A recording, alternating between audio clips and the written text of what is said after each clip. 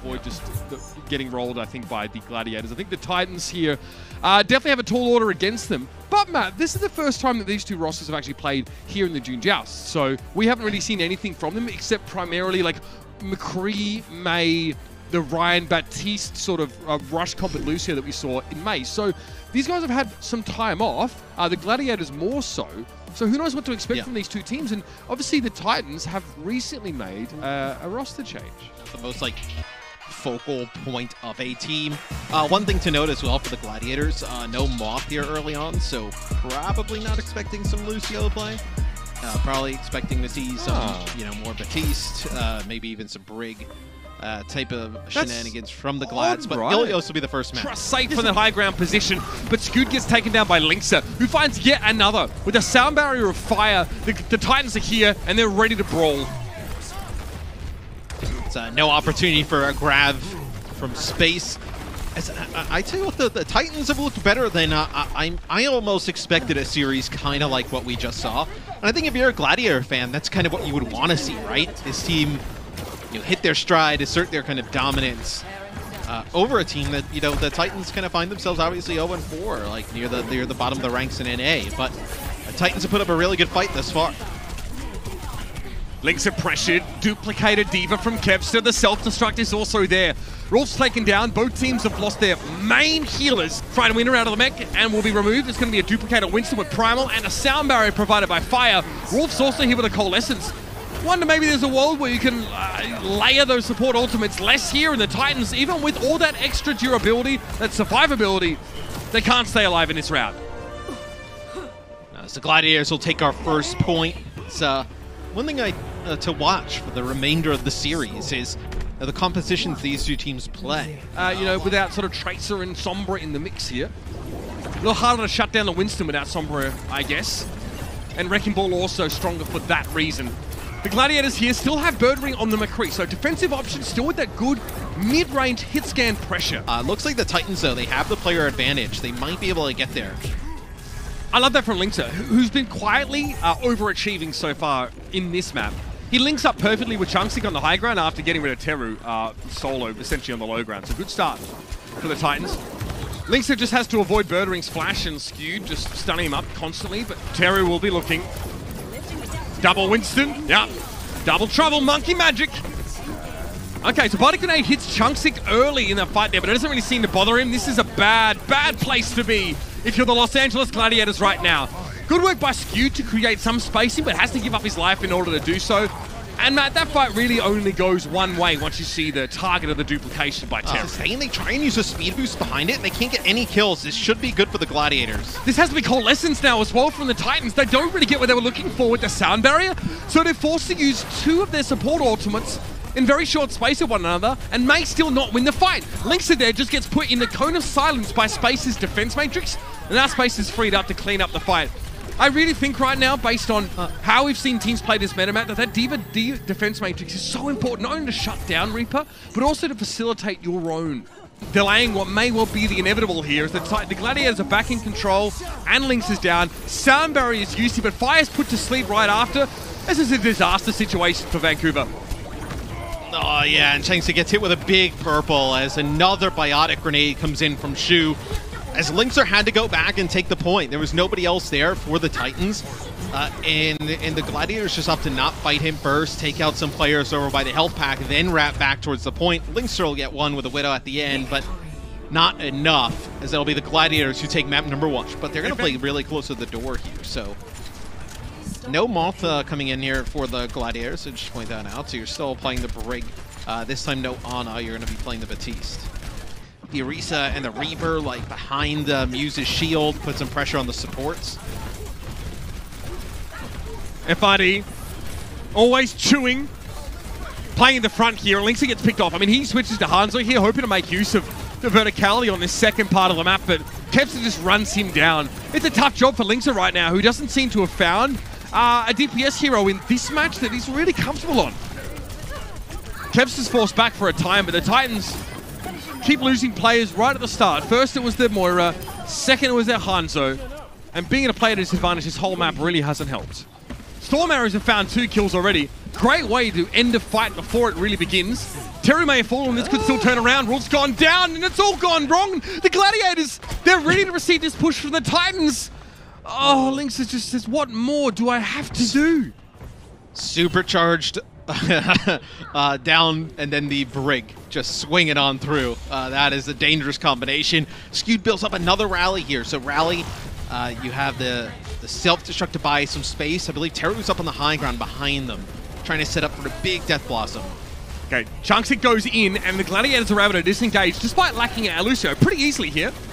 Muse soaks up most of Rolf's Coalescence damage, and the Titans look no better than they started. They still at least have a sound barrier, so those support ultimates could go a long way. But how does this self-destruct work? Okay, it gets Birdring here. He's pressured, and there's nowhere to run, especially with Chunksic that's all over him. And Teru's able to find a Death Blossom here on the carpet, goes down to the self-destruct. This is messy stuff from both sides.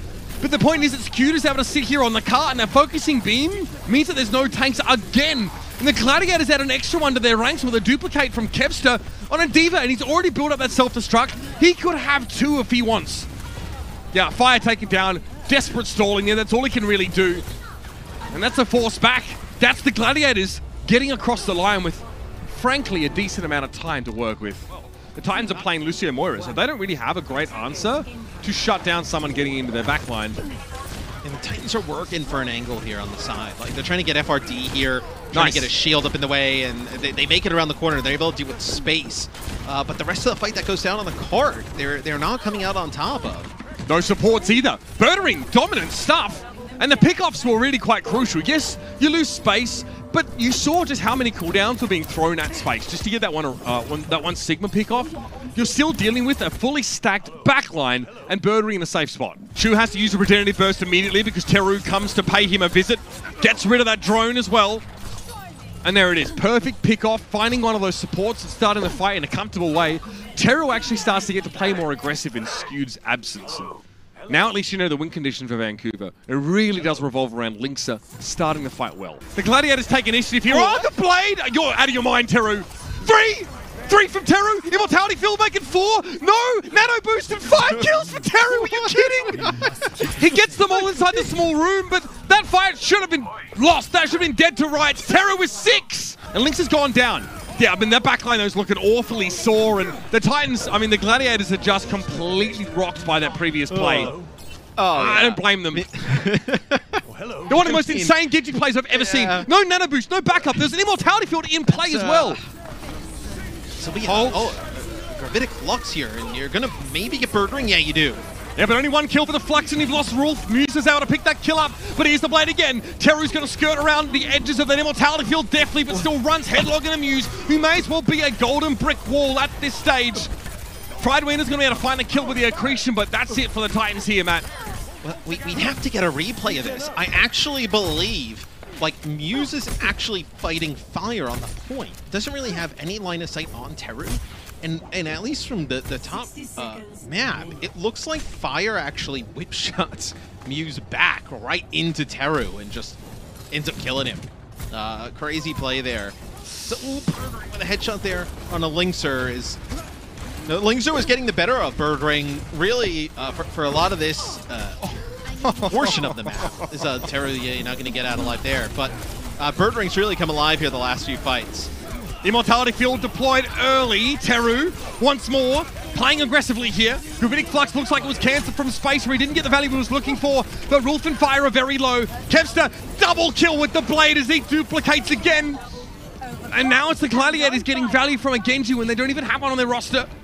Kevster looking mighty fine on this Echo, and we're in the dying seconds now. The Titans have to make something happen. You have Changsa going over to the Wrecking Ball, just trying to get a touch. I mean, best case, he gets a touch and you're able to push players back, but not able to get to the cart. That'll be the Gladiators going up 2-0 quick. They get the 2-0 up are the Gladiators. And it's really just about the shield pressure that you can create. Try and work down those shields, both of them, with the Hanzo, and try and work your way in. That may well be the win condition. It's a little undefined, and Lynx has given enough time to find that pick on Kevster. Muse goes gold. Immortality Field also used now. That'll facilitate the Resurrect on Kevster. And the Gladiators have a very advanced position and 6 players still standing right now.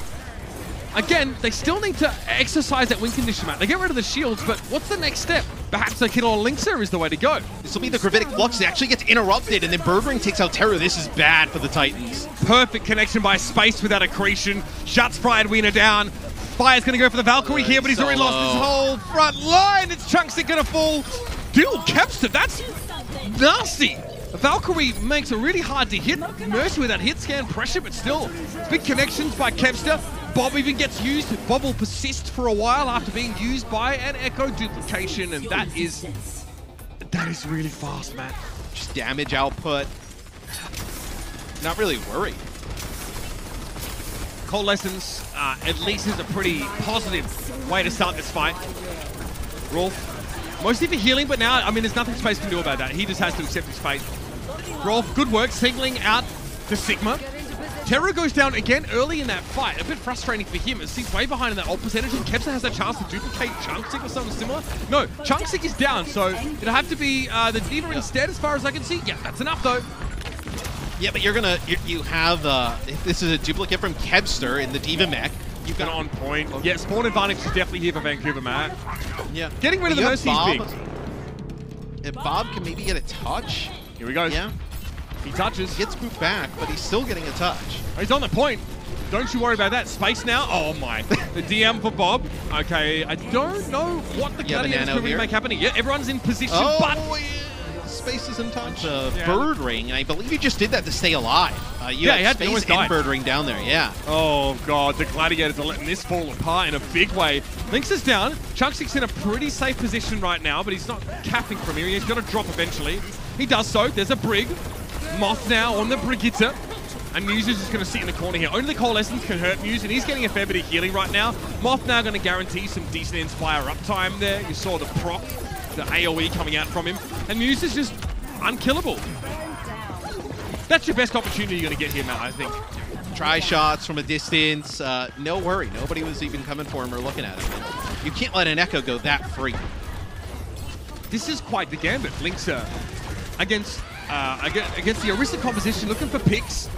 Chunksik's going to hope to try and give him something by knocking people out in the open. Not the Battle Cow. Not with Fortify anyway. Supercharger's gone down for Muse there. That self-destruct just sort of provokes Space to do the same, and Birdring gets rid of Fire. That's crucial. Mid-round kill. Oh, another Genji duplication. Run for the hills, Vancouver. Looks like there's a bigger monster, and it's Kevster's blade gets shut down early. It won't matter. The Titans have very little left to use.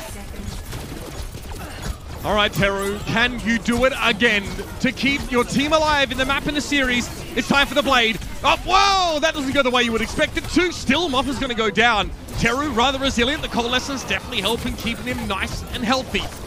And they get rid of both supports. The Vancouver Titans, that's their second best opportunity to take the point. It looks like they're making good on this one, Matt. Yes, it looks like they will be able to take it. It'll be Moth who jumps on. You're just trying to get it into OT here. If you're the Gladiators, which you do. So they do get it into OT. No time on the clock. Still 4 minutes for the Gladiators to win the map. No hero highlight plays that you see from like Sparkle and whatnot. And they just want to play the game the right way. Try and just work teams down and get wins. So they go back with the Hanzo pick yet again. Same exact way they took that offense. Well, you talked about heroism from Linkser and Teru. It's going to have to come from every single member of the Titans for 4 minutes straight. Not a small job at all. Linkser turns his attention now. The Gladiators are a little split, but I don't think they mind this, Matt. No, I mean, you let this Hanzo take the high ground and this off angle. Like, what do the tanks do at the choke? This is an amp matrix. This will force both tanks back into such a tough position. I mean, you can't let that happen here if you're the Titans. Giving up that type of position to Birdring, I mean, it just puts FRD and Changsik in a no-win situation. Resurrect on point for Kevster, and that'll be enough to get the job done. The Titans cannot hold up against the pressure of the Gladiators, who look to be just a little bit cleaner. Now, is it sexy Overwatch? Maybe not always from the Gladiators, Matt, but they play the game, and they play correctly. I think that's the big takeaway there.